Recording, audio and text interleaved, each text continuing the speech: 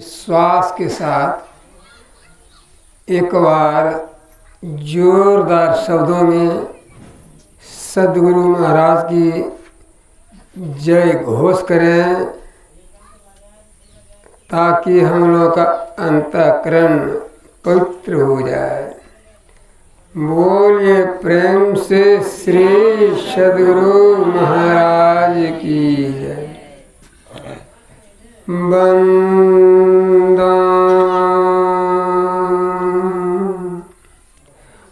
गुरुपद तुम कृपा सिंधु नर रूप हरि महामोहतम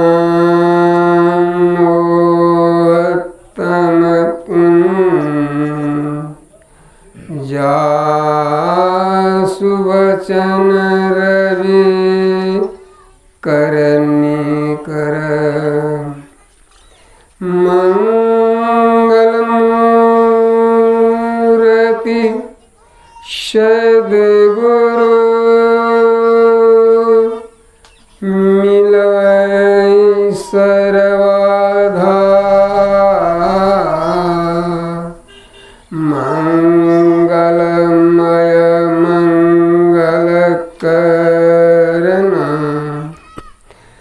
बिनवा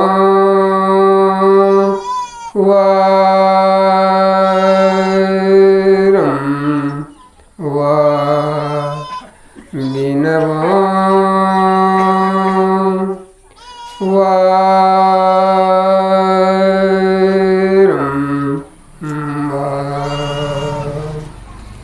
निर्मल निराम संत जन महिमा नाम यना जो कोई है सत्संग में कोटि कोटि प्रणाम। निर्मल निराम संत जन महिमा नाम यना जो कोई है सत्संग में कोटि कोटि प्रणाम। संत सरल चित जगत हित अज्ञान स्वभाव स्नेहु बाल विनय करि कृपा गुरु शरण कर लेहु। अखिल ब्रह्मांड के नायक कन कन में विराजमान 20वीं सदी के महान संत सद्गुरु महर्षि में ही परमहंसी महाराज के श्री पवित्र पावन चरणों में अनंत नमन। व्यक्त रूप में विराजमान मंच पर मंचासीन श्रद्धा के मूर्ति महात्मा गणों के श्री पाद पद्मों में कोटि कोटि नमन। सत्संग में उपस्थित धर्मानुरागी सत्संग प्रेमी सज्जन वृंद आदरणीय माताएं भक्तिमती बहनों सबों को ये दास का बारंबार नमन। यह संत मत का सत्संग है और संत मत के द्वारा ईश्वर भक्ति का प्रचार प्रसार किया जाता है तथा संतों की वाणी की प्रधानता है। जब कभी जहाँ कहीं हम आप सब सत्संग काज का कार्यक्रम प्रारंभ करते हैं तो संत स्तुति गुरु विनती साथ साथ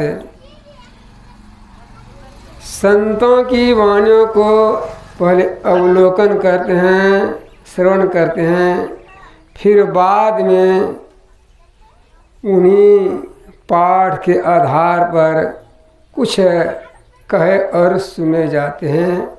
यह कहना और सुनना आदि काल से चली आ रही है।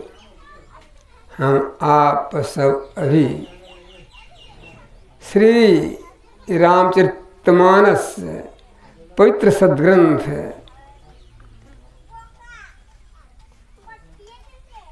सारस्वतिक सप्तम सोपान उत्तरकांड से पाठ को श्रवण कर रहे थे और उस पाठ के आधार पर हमारे महात्मा लोग अपने अपने जिन्होंने जिस प्रकार का अनुभव किया ये आप लोगों ने समझ रखा है। अब मुझे समझ में नहीं आता कि मैं आप लोगों को क्या समझा कर उपदेश दे सकूं, क्योंकि हम आप सब जानते थे या जानते हैं विनोबा भावे की पिताश्री हलवा खाना बहुत पसंद करते थे। नित्य प्रति विनोबा भावे की माँ हलवा बनाकर प्लेट में ले जाकर गिलास में पानी और चम्मच ले जाकर टेबल पर देते थे और बड़ा प्रेम से उनके पिताश्री खाते थे। अब बगल में उनकी माँ विनोबा भावे की माँ पूछते थे कि स्वामी पतिनाथ, हे नाथ, कैसा हलवा आज बना? तो भावे जी विनोबा भावे पिताश्री कहते थे जरा सा मीठा और होता तो अच्छा होता। तो दूसरे दिन पुनः चीनी का मात्रा विशेष कर देते एवं प्रकार से 2-4-10 दिन खिलाए, लेकिन उसका उत्तर यही था, पूछते थे कैसा बना, का और मीठा होता तो अच्छा है। एक दिन मात्र चीनी का ही हलवा बना दिया, उसमें कुछ नहीं दिया और ले जाकर कहा आज कैसा लगा, का और मीठा होता तो अच्छा होता। अब बताइए क्या आप लोगों ने सारी बातों को श्रवण कर चुकी और अभी हमारे कोषाध्यक्ष होता कि रकम रखने वाला ही नहीं, धर्म का भी कोष, जिन्होंने सागर को थोड़े समय में यानी गागर भर दिया। समय है मुझे कहने, सोचता हूँ कि मैं क्या कहूँ। हम आप सब जाते हैं मेले ठेले में या बाजार जाते हैं सब्जी खरीदने के लिए, तो पहले क्या करना है, अच्छा सब्जी खरीद लेते हैं कि पीछे नहीं मिलेगा, क्योंकि शाम को तो बचा खुदा मिलेगा, काना कुदा मिलेगा। तो आप लोग पहले सब अच्छा खरीद लिए, अब तो वही मिलेगा, काना कुदा मिलेगा, गला पचा मिलेगा, अच्छा तो मिलेगा नहीं। तो चलिए आज का दिन जैसा है, आज बड़ा सौभाग्य है, बहुत बड़ा अच्छा दिन है। पहला तो जेठ पूर्णिमा, और भक्ति करना चाहते हैं तो प्रमारादेव को जेठ मन को हेट कीजिए। हम आप सब जो चढ़े हुए हैं अपने आप को मैं हूँ अपन तो बना रहे हैं, कसो नीच कीजिए। दूसरी बात, आज ही के दिन हमारे संत सम्राट कबीर साहब का जन्म हुए थे। उनकी वाणी में पाते हैं, वो कहते थे जब हम पैदा हुए, जब ये शरीर मैं संसार में आया, जगत हंसे हमरो। प्रत्यक्ष प्रमाण है कि हम आप लोगों के यहाँ जब बच्चा जन्म लेता है तो हम लोग खुशी से क्या क्या करते हैं। बहुत ऐसे हैं भंडारा करते हैं, दान करते हैं, लुटाते हैं, सोना चांदी बहुत जैसा जिसको है। कितनी खुशी बात है, कहा जब हम पैदा हुए जगत हंसे, लेकिन बच्चा हंसता था, हम रो, बच्चा तो रोता है। संसार हंस रहा है, माँ दादा दादी काका काकी कि बच्चा खुशी में, अब बच्चा तो रो रहा है, क्या तकलीफ पता नहीं। नीचे पंक्ति में कहा ऐसी करनी कर चलो, जो कि हम हंसे जगरू। कौन ऐसा कर्म किया जाए संसार में कि यह शरीर जाने के बाद हम हंसते हुए चले, और संसार के लोग, समाज के लोग, हमारे जितने कर कुटुंब जितने हैं, सब कोई आंसू बहावे। एकमात्र यही है। कौन कर्म, तो यही सुन रहे थे आज का विषय, प्रतिपाद्य विषय सत्संग। सत्संग कीजिएगा, करेंगे तो हम हंसते हुए चलेंगे और संसार के लोग पछताएंगे। क्योंकि प्रमारा देव ने जब शरीर छूटा तो कितने आंसू आए भक्तों ने। बहुतों ने 2 दिन 4 दिन तो अनशन कर दी, खाना नहीं खाए। शरीर सूख गया था हृदय स्वरूप साई स्वामी का, संत सेवी जी महाराज का, भगवत का अन्न नहीं खाती थी। क्या लेकर गया था, कौन सा कर्म किया था? एकमात्र ही सत्संग। लेकिन सत्संग हो तब तो पाठ के सिलसिले में सुन रहे थे, सत्संग के विषय में, भजन के विषय में, कि परमात्मा क्या करते हैं। का मस कहीं कीन बिरंची प्रभु। मस का मतलब मच्छर। एक देखिए परेशान था मच्छर, बार बार हम हटाते हैं, छोड़ सा मस कहीं कीन बिरंची प्रभु। उस मच्छर को परमात्मा क्या नहीं करते हैं, ब्रह्मा बना देते हैं, सृष्टि करता। अजय मसकते ही, और उस ब्रह्मा को मच्छर से भी और तुक से नीचे कर देते हैं। अस विचार तज संशय, ऐसा विचार करके संशय को अंदर में हटा दीजिए। क्या राम है भजन प्रवीण, कहेंगे सत्संग की चर्चा करें, भजन कीजिए, भक्ति कीजिए, सत्संग कीजिए। भले शब्दांतर है, भाषांतर है, तत्व अंतर नहीं है, एक ही है। चाहे नीर कहिए, वाटर कहिए, तू कहिए, आप कहिए, जल कहिए, पानी कहिए। ठीक उसी प्रकार भजन कहिए, भक्ति कहिए, सत्संग कहिए, बात एक होगा। और मिले तब तो नीचे क्या सुन रहे थे, सत्संगति दुर्लभ संसारा। इस संसार में सब चीज सुलभ है, मात्र सत्संग दुर्लभ है। संसार में सब चीज आपको मिल जाएगा, लेकिन सत्संग मिलना बड़ा कठिन है। किसी संतों ने कहा, तात मिले पुनि मात मिले पुनि भ्रात मिले, युवती सुखदाई। ये भाई मिल जाएगा, पुत्र मिल जाएगा, पति मिल जाएगा, पत्नी मिल जाएगा। तात मिले पुनि मात मिले, भ्रात मिले, युवती, लोक मिले, परलोक मिले, विधि लोक मिले, वैकुंठ जाए। सुंदर और सबे सुख मिले। जो कहने न आता है, नहीं जानते हो, वे सब सुन जाए, लेकिन संत समागम दुर्लभ है। संतों का तरस परस आगमन बड़ा दुर्लभ है।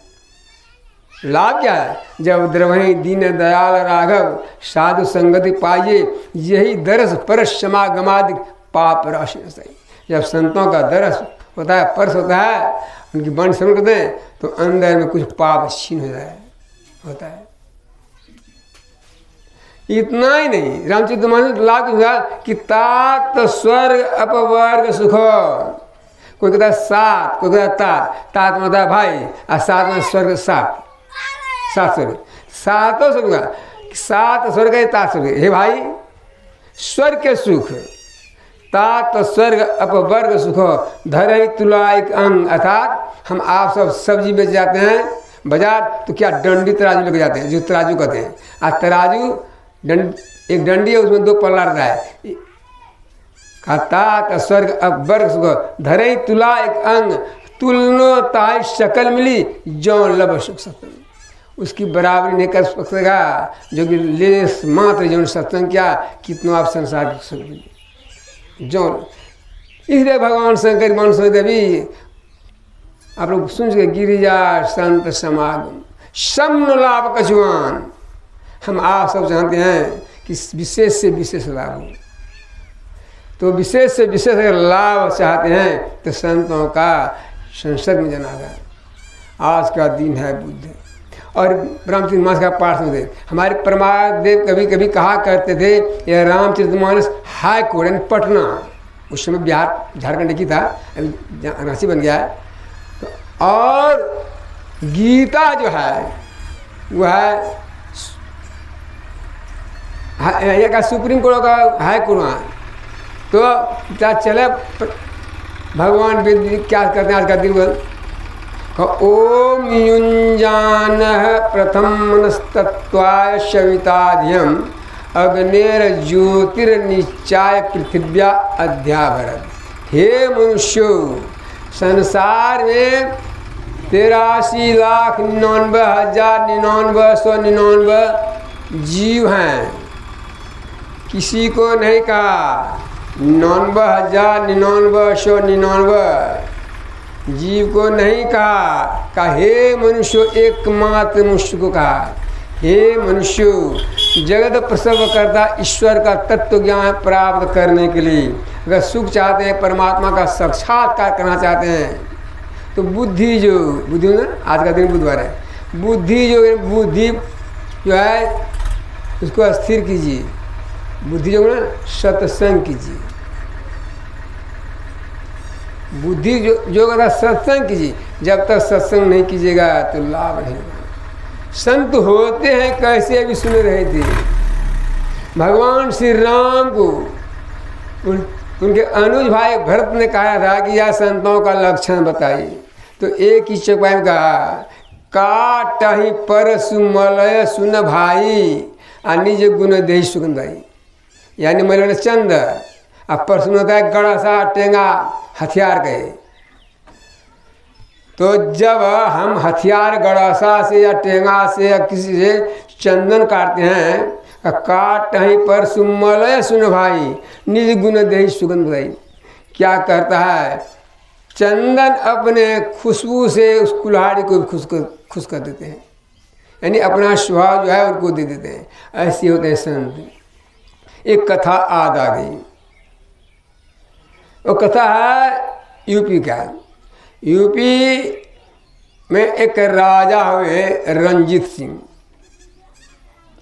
राजा अपने घोड़े पर सवार होकर मंत्रियों के साथ, सिपाहियों के साथ चला सैर करने के लिए। सैर जानते, शिकार करने का, घूमने के लिए चला। तो बैसाख की लपलपाती तो धूप थी, रास्ता जा रहा था।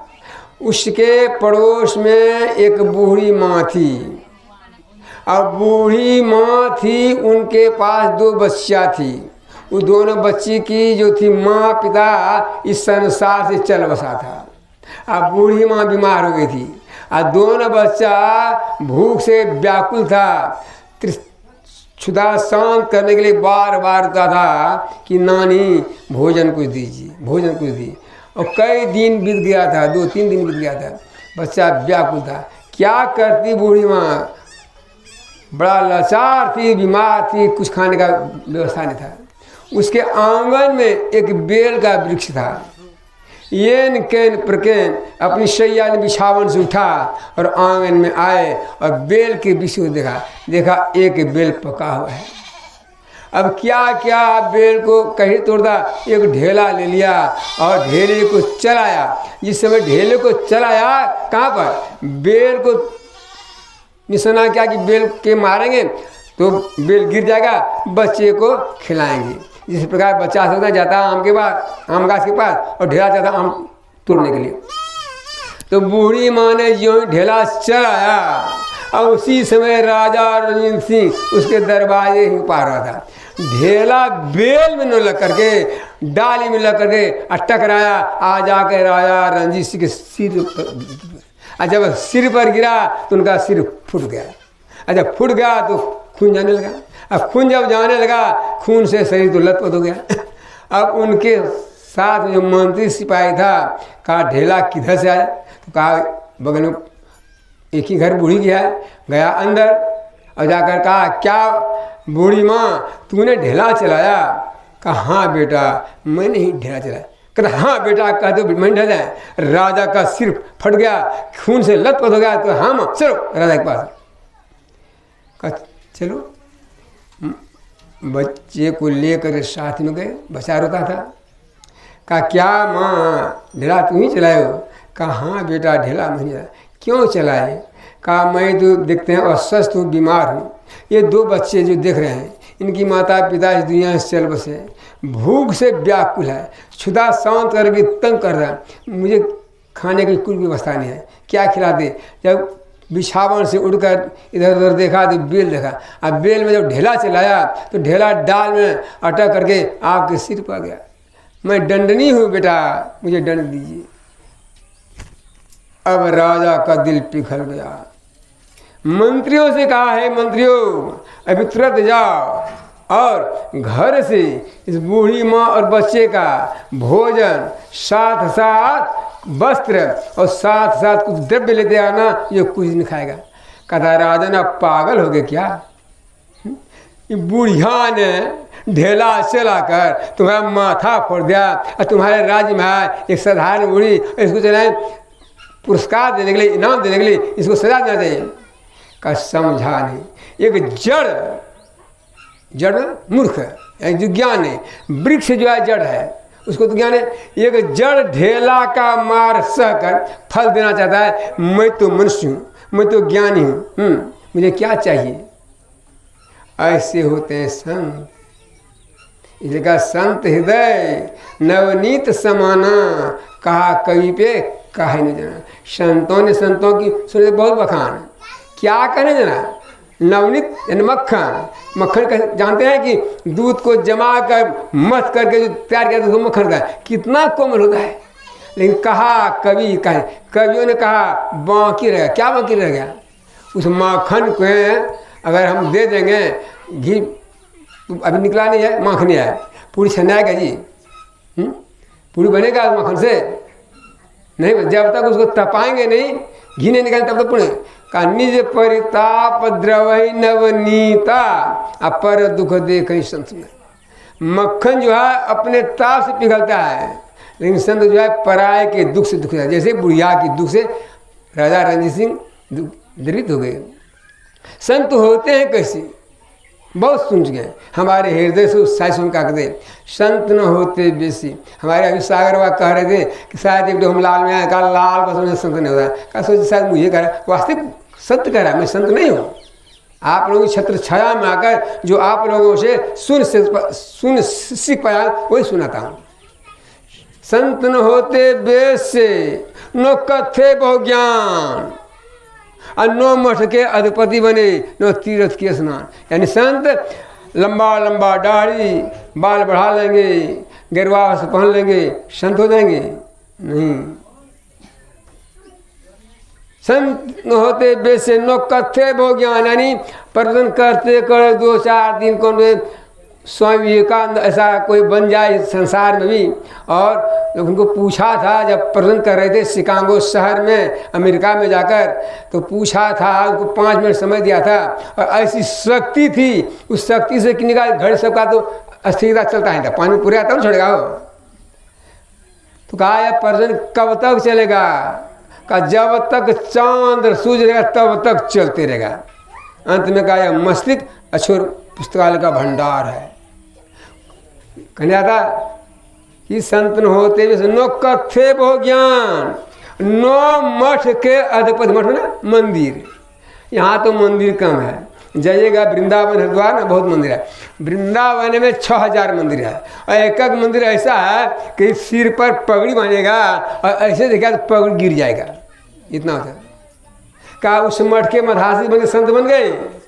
कहा नहीं, संत न होते बेस से नो कथे, नो मठ के अधिपति बने, नो तीर्थ के। क्या हम गंगा स्नान करेंगे, बद्रीनाथ चलाएंगे, केदार चलाएंगे, संत बन जाएंगे? नहीं।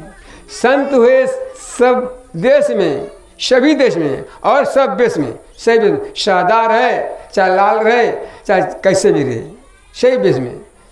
का बेस कैसा भी हो, जिसका ऊंचा ख्याल है, बेस कैसा भी हो जिसका ऊंचा ख्याल है, और बाहर से दीन रखे भीतर मालूम माल है। कोई कहे भिक्षुक, कोई कहे कंगाल है, गुदरी पहने पर गुदरी का लाल है। ऐसे संत नो तीर्थ के सुना। संत हुए सब देश में और उस वेद, पढ़वा अनपढ़वा हुए, पढ़ लिख कर बहुत PhD कर लिए, संत बन गए। अगर ऐसा होता तो हमारे कबीर साहब का, जो कबीर साहब पढ़े लिखे थे, कागज मसी सुई नहीं, कागज मसी यानी कागज मसी स्याही छुई नहीं, लेखनी नहीं लिहाज, लेख में कलम।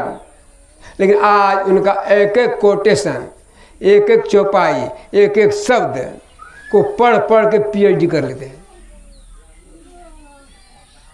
पढ़वा। बुल्ला साहब पढ़े लिखे नहीं थे, गुल्ला साहब का हल चलाते थे। अब मशगूल थे वो हल चलाने में। कभी क्या होता था, इधर उधर चल, गुल्ला साहब राजा था और सब चलाने लगा था कि आपका जो चला रहा है बुल्ला साहब हल नहीं जानता, इधर चलता बैल को फाड़ लग जाएगा। एक दिन गया जलपान लेकर, देखा ठीक है, बस गुस्सा में आया और लगा दिया एक पहना। ये पहना लगा दिया, दही छिड़क गया। और दही छिड़क गया, धोती में गिरा और कदमा में चला गया। अब राजा को आसक्ति होने लगा गुल्ला साहब को, ये क्या होगा। कहा ठहरो, दही कहाँ से आया। कहा छोड़े हम बढ़िया से चलाएंगे, अब आप बढ़िया चलाएंगे। कहा नहीं पहले बोलो। कहा क्या कहें राजन, आप तो राजा हैं ना। मैं अभी अपने गुरुदेव को यानी संत को भोजन के लिए चौका लगा करके और थाली दे करके उसमें चूड़ा दिए थे और चूड़ा धो करके दिए थे, अब दही दे रहे थे, उस समय आपने मार दिया हाथ में। देख चल गया कैसे पढ़वा कितना पढ़ा रहा हल चल पढ़वा न पढ़वा। रंग कहूँ भाई नरेश, यानी राजा भी और गरीब भी। राजा में ले लीजिए जनक जी को, जनक विदे कहलाए और उनके यहाँ ये ज्ञान सीखने के लिए गया था वेद व्यास जी का सुपुत्र हमारे सुखदेव मुनि जी। और सुखदेव मुनि जब गए थे ज्ञान सीखने के लिए, दोनों में बहुत शास्त्रार्थ हुआ था। और जब शास्त्रार्थ हुआ था तो उस शास्त्रार्थ में हम आप सब किसान साधु को देखकर नाक भोग सिकुड़ते हैं, अब ब्रह्मचारी को देख करके कदे ब्रह्मचारी है, बड़ी अच्छी बात है। लेकिन उद्देश्य दिया था राजा ने कि देखो 25 वर्ष तक पहले ब्रह्मचर्य का पालन करो, 25 वर्ष बाद आप गृहस्थाश्रम में आइए और 75 वर्ष होगा तब बाण पकड़ लीजिए और तब आपका अंतिम संन्यास लेना होगा। ऐसे थे ज्ञानी। तो ऐसे सब पढ़वा रंग विषय वासना जाको नहीं, दुख का किया अन और 84 चक्कर में ताको कैसन। इन्होंने अपने आप को आवागमन छुटकारा कर लिया, चाहे किसी देश में किसी देश में चाहे पढ़े हो चाहे लिखे हो चाहे नहीं मूर्ख हो, लेकिन इन्होंने अपने आवागमन के चक्र से इन परमात्मा को साक्षात्कार कर लिया, इन जीवात्मा को परमात्मा में ला दिया। सुने दे हमारे सागर मुखारी यह चेद वितत सत्यमस्ति नो चेदिया महति विनष्टि भूतेषु भूतेषु विचित धीरा प्रत्याश्मा लोका मृदा भवंती। अर्थात इस जन्म जिन्होंने ब्रह्म को प्राप्त कर लिया तब तो ठीक है, और नहीं तो बड़ी भारी हानि हानि क्या वो 84 चलेंगे। लिखा जो न तरे भवसागर नर समाज अस्पाय स्वकृत निंदक मनोति आत्महन हो जाए। जो मनुष्य का शरीर पाएगा इस भवसागर में इस दुख से निपटा रहेगा तो अधोगति में चले जाएंगे। इसलिए कहे मनुष्य किसी को नहीं कहा, एकमात्र मनुष्य का सत्संग करें। सत्संग की महत्ता क्या है। एक बार एक गया साधारण व्यक्ति एक महात्मा के पास, और महात्मा जी से पूछा और कहा कि महाराज जी मुझे आत्मज्ञान का उपदेश दीजिए, आत्मज्ञान का उपदेश दीजिए। तो महाराज जी ने कहा ठीक है, बड़ी अच्छी बात है, तुम कल जाना यहाँ से अमुक जगह एक वृक्ष है। विश्वास करके जब गया दूसरे दिन वहाँ कुछ नहीं था, एक वृक्ष था और कुछ नहीं था। कहे महात्मा जी का वहाँ जाएंगे आत्मज्ञान होगा। तो उस वृक्ष पर एक कौवा एक कौवी थी, एक कौवा एक कौवी थी। लौट कर आया, कहा महात्मा जी आपने जो भेजा वहाँ कुछ था नहीं। कहा कुछ नहीं। कहा तो वृक्ष था लेकिन उस वृक्ष पर कौवा कौवी था। कहा फिर कल जाना। दूसरे दिन जब गया क्या देखता है कि उस वृक्ष पर वहाँ कुछ कोई खाए नहीं, एक बगुला एक बगुली। कहा कहाँ पूछा वृक्ष आज देखे बगुला और बगुली। कहा फिर जाना। तीसरे दिन जब गया तो देखता है क्या एक हंस एक हंसनी। आखिर का वहाँ कुछ नहीं, क्या दिखा एक हंस एक हंसनी। और चौथा दिन जब गया और आ रहा था तो आकर प्रणाम करते हैं। कहा आप कौन हैं? इसको प्रणाम जो देखने का, कहा आप कौन हैं? कल के मैं वही हूँ जो पहले दिन आप देखते कौवा कौवी को। आपका दर्शन हुआ ना, ये शरीर छूट गया, बगुला में चले आए। दूसरे बगुला से आपका दर्शन किए तो हंस और हंस बन गए। आज हंस का शरीर मैं मनुष्य का शरीर में आ गया। संस्कार सुन रहे थे। और संस्कार जो भक्ति रूप बीज अपने में डाल दिया पहुँचे संत सदगुरु, वह मिटने वाला नहीं है। हम लोग बहुत सुनते हैं, सुनने से क्या कर, हम लोग का ज्ञान कैसा है जानते हैं?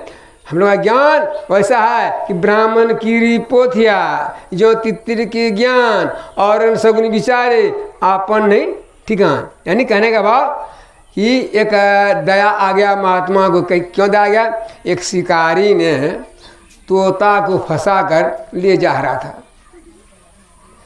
उनको दया आ गई। शिकार से पूछा तुम तोता फंसा कर क्या करते हो?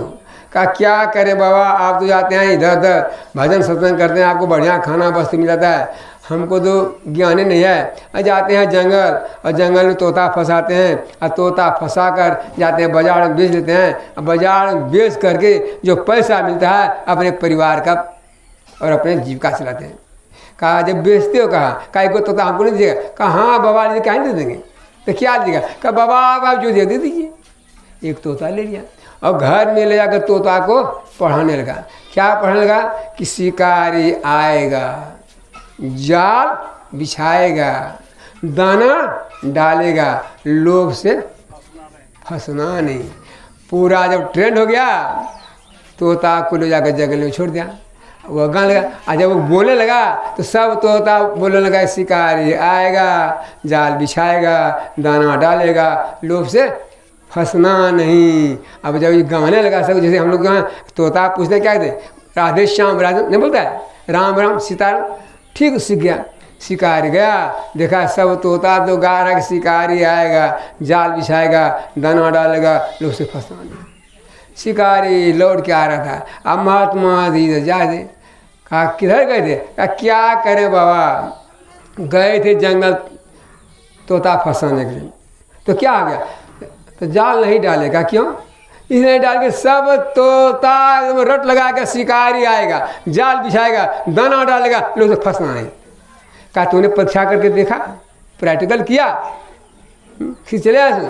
कहा नहीं। कि जाओ तुम जाओ, जाल के बिछाना, दाना डाल देना, इसके बाद पता चल गया। जाल तो फैला दिया, दाना दिया, और शिकारी तो बैठ रहा बगल में। अब तोता सब क्या शिकारी आएगा, जाल बिछाएगा, दाना डालेगा, लोग ये गा रहा है और जाके दाना चुग रहा है। यही हाथ हम लोगों का है। रोज़ सुनते हैं सत्संग के विषय में भक्ति, लेकिन थोड़ा थोड़ा भी हम लोग अमल नहीं कर पाते। क्या पाते हैं? तो वही लगा है संसार की चक्कर। एक घड़ी आधी घड़ी आधों की पुनियाद और तुलसी संगत साधु से हरे कोटि अपराध। यानी 24 घंटा के दिन रात में कम सम एक घड़ी होता है। कोई कहता है 24 मिनट, कोई कहता है 48 मिनट, जो मान लीजिए। और देवी साहब कहते हैं जिसको 1 घंटा फुर्सत नहीं हो उनको भजन भेद मत दीजिए। देने से क्या होगा? तो कुछ भी समय निकाल कर अगर हम अभ्यास करेंगे तो संस्कार बनेगा। कैसा संस्कार बनेगा?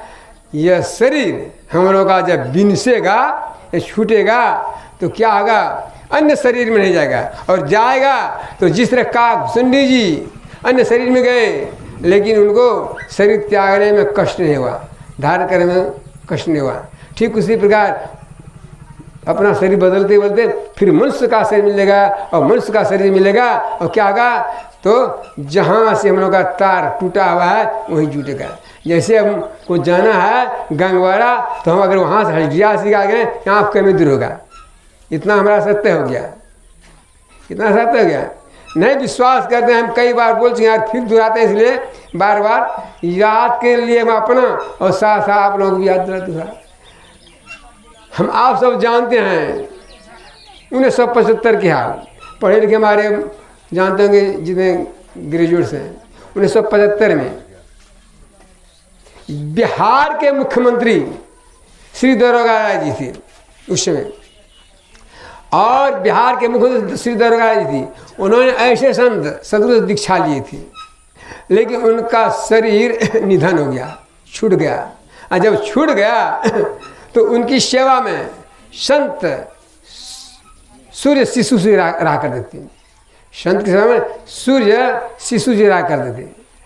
तो उन्होंने जाकर पूछा, क्या पूछा कि गुरुदेव कहाँ? कहा बिहार के जो मुख्यमंत्री थे दरोगा राज, उसका शरीर निधन हो गया, वो कहाँ गए? कहा मनुष्य शरीर में गया। कहा लेकिन, कहा मनुष्य कहा लेकिन थोड़ा सा यही लेकिन लगा दिया, ऊंच नीच घर जल तो संतोषम। अर्थात हमारी गीता में भगवान भी कहे हैं कि बादल बरसने वाला हो हे अर्जुन। ने प्रश्न क्या था? प्रश्न क्या था कि मैं जो आप कह रहे हैं कि दुश्मन जो है उसको संहार कीजिए और अपनी भी रक्षा कीजिए, खाली भक्ति नहीं, यानी भक्ति में अपने रक्षा के लिए जीवन यापन के चाहिए और मेरा स्मरण कीजिए। 3 शब्द है इसमें।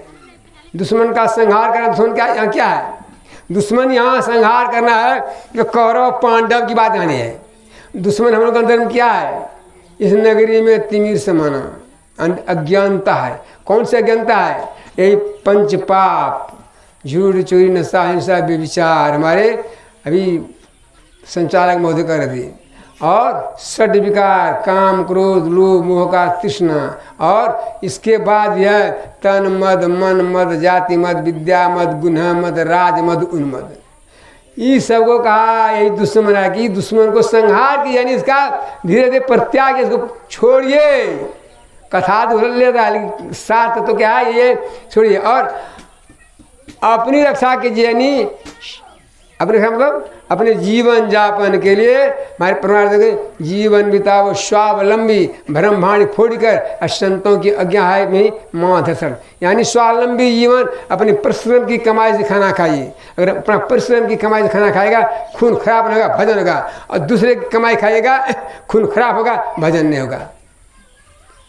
देवी साहब ने कहा था लाला क्या करोगे? कहा तुलसी सिस्टम। सब से हंसने लगा कि तो कोई मांग कर खाएगा। 80 रुपया दिया था देवी साहब ने गुरु महाराज को, कहा जाओ पिता से खेत मांग लेना और उसमें खेती करना। पिताजी लेकर गए, बच्चे को पढ़ाए और बांस लगाए, केला लगाए गुरु महाराज ने। और इसके बाद मेरा समझ करना, यानी समय निकाल कर थोड़ा 1 घंटा मेरा भी याद करना, यही है। तो कहा ठीक है ऐसा मैं करूँगा, लेकिन भगवान एक बात का क्या का बादल बरसने वाला है, पूरा घटा है, नहीं कहीं हवा का झोंका आ जाए, बादल छिन भिन हो जाए, तब क्या होगा? मैं अपनी रक्षा करूँगा, दुश्मन को मारूंगा और आपका स्मरण करूँगा, लेकिन बीच में शरीर छूट जाएगा, तब क्या होगा? कहा देखिए जैसा कर्म कीजिएगा उसको स्वर्ग में जाकर भोग के करने के बाद फिर किसी श्रीमान के यहाँ जन्म लीजिएगा। साधारण बात नहीं है। हम आप लोग सत्संग से नाक घोष करते हैं, लेकिन कितना बड़ी लाभ है फिर सोचिए। इस लाभ के लिए हम आप सब सत्संग में नहीं आ पाते हैं तो कम से कम समय निकाल कर त्रिकाल संध्या करना चाहिए। गुरु महाराज का अज्ञासम सुसाहिब सेवा, यानी आज्ञा का पालन क्या है। हम लोग गुरु महाराज का सेवा नहीं कर पाएंगे उतना, इतना जरूर पाएंगे कि सत्संग नित्य और ध्यान नित्य रही कर संलग्न। क्या गुरु महाराज के अभिहाय नहीं है? बहुत सी से है, उसका कपड़ा न खा सकें, न खाना बना सकें, न और कुछ कर सकें, लेकिन इतना जरूर करेंगे अपना घर में रहकर, बाल परिवार में रहकर और समय निकाल कर कि सत्संग थोड़ा, सत्संग क्या है?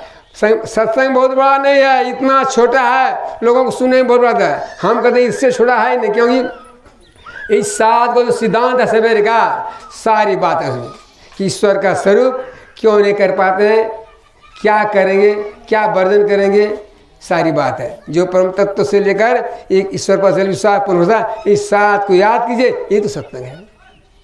इतना छोटा है तो इस समय निकाल के इतना कि सत्संग ध्यान, जो हम सत्संग करें ध्यान में आपको बल मिलेगा और ध्यान में बल मिलेगा तो आगे बढ़ेगी, विकास अब होगा।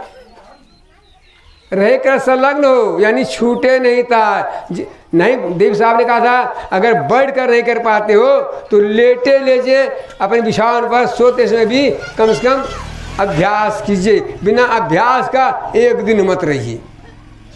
अब कितना सरल है, लेकिन हाँ एक बात फिर नीचे रख दिया, सत्संग नित और ध्यान रह कर संलग्न, बेविचार, झूठ, चोरी, नशा, हिंसा करना चाहिए, इसका परित्याग करना चाहिए।